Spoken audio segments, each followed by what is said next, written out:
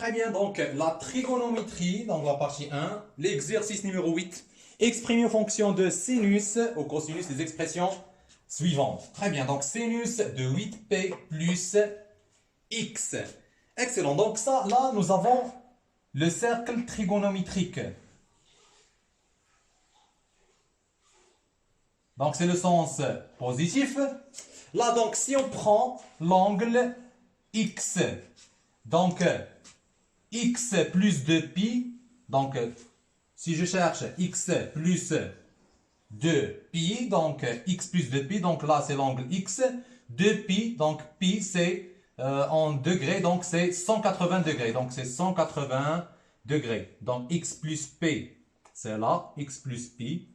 Et si j'ajoute encore le deuxième pi, donc x plus 2pi, donc je vais retourner à l'angle x. Donc c'est ce point-ci. Donc c'est cette mesure d'angle. Alors x et x plus 2pi sont égaux. Si j'ajoute encore 2pi, donc je vais retourner au même angle. Donc là, c'est x, ça va devenir x plus 4pi. Si j'ajoute encore 2pi à x plus 4pi, donc je vais retourner au même angle, donc l'angle x. Donc c'est x plus 6pi. Et ainsi de suite. Donc x plus 8pi. Et après, donc x 8p et x plus 6p, x plus 8p et x plus 6p et x plus 4p, x plus 2pi. Et x sont les mêmes mesures, ils sont des angles qui ont la même mesure. Très bien. Donc, d'une façon générale, à chaque fois que je trouve une expression qui s'écrit sous forme de x plus 2k pi, avec k, un nombre qui appartient à l'ensemble n, donc c'est un entier relatif, donc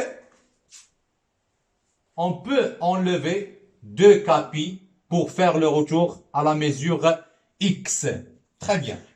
Donc, on applique ça sur notre expression. Donc là, sinus de 8p plus x. Donc, on peut l'écrire sous forme de sinus de là, 8p, donc c'est un nombre pair. Donc, on peut l'écrire sous forme de 2k pi. Donc, c'est 2k pi, donc là, c'est 4 fois 2pi. Donc 4 fois 2pi. Donc x, donc 2pi, 4pi, 6pi et 8pi. Et on a fait le retour au même angle. Donc c'est l'angle x plus x. Là, tant que ce nombre, donc c'est un nombre pair, donc je peux l'enlever.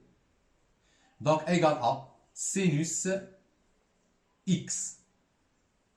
Alors, sinus de 8p plus x égale à sinus x. La deuxième expression, donc là nous avons cosinus de moins 7pi plus x. On cherche à écrire cette expression sous forme sinus x au cosinus en fonction de sinus x au cosinus x. Très bien, donc là, qu'est-ce qu'on remarque là? Donc là, c'est pas la même chose que la première expression. Là, nous avons un nombre impair. Donc, nous avons un nombre impair. Donc, on doit chercher le nombre pair le plus proche à moins 7pi. Donc, cosinus.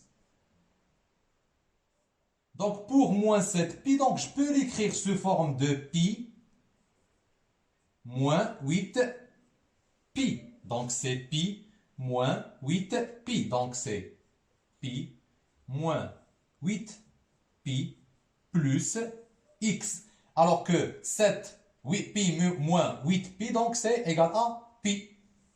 Très bien. Égal à. Oui.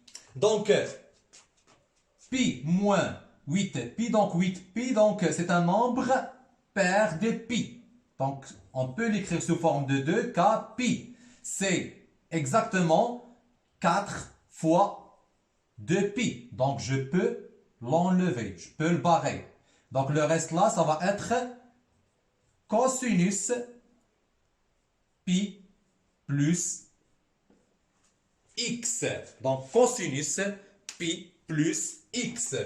On fait le retour à notre cercle trigonométrique. Donc, si nous avons x, la mesure d'angle x. Donc, le cosinus de x, c'est là. Donc, ça, c'est le cosinus de x. Et si je prends l'angle x plus pi. Donc, x plus pi, donc l'angle x plus pi. Donc, je vais prendre l'angle x et je vais lui ajouter pi. Donc, pi. Donc, là, c'est x plus pi. Donc, cet angle, c'est l'angle suivant. Donc, le passage de là jusqu'au là. Très bien.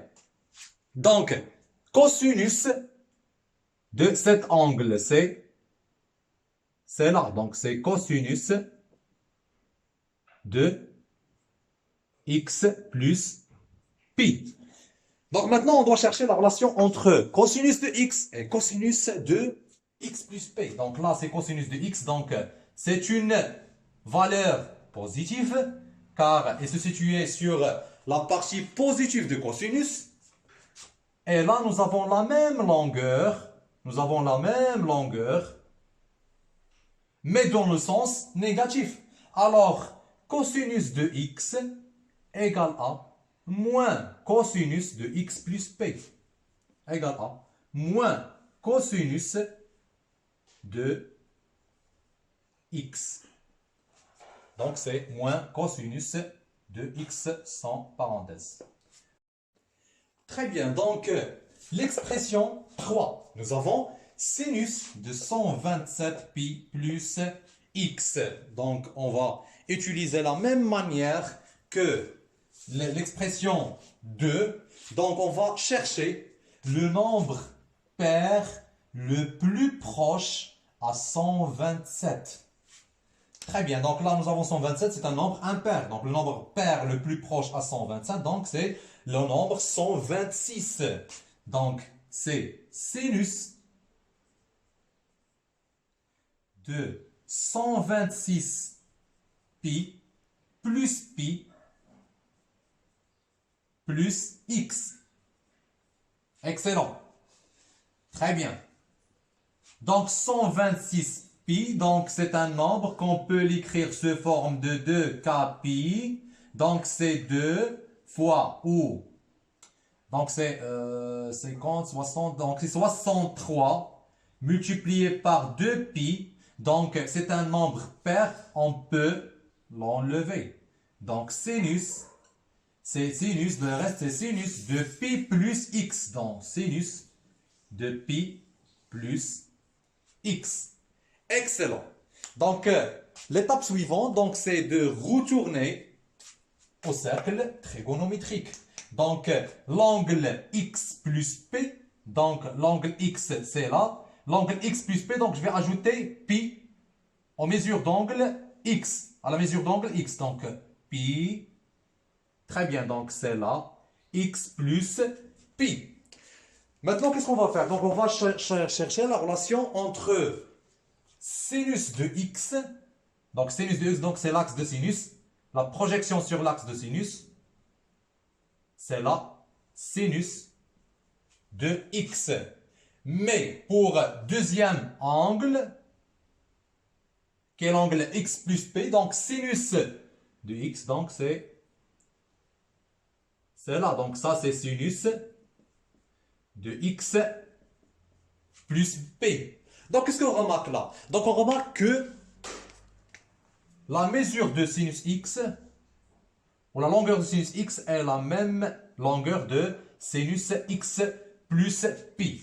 Mais, le sinus x est situé sur la partie positive de sinus, et sinus de x plus p est situé dans la partie négative de sinus. Alors, sinus de x plus p égale à égale à moins sinus x égale à moins sinus x. Donc, égale à moins sinus x.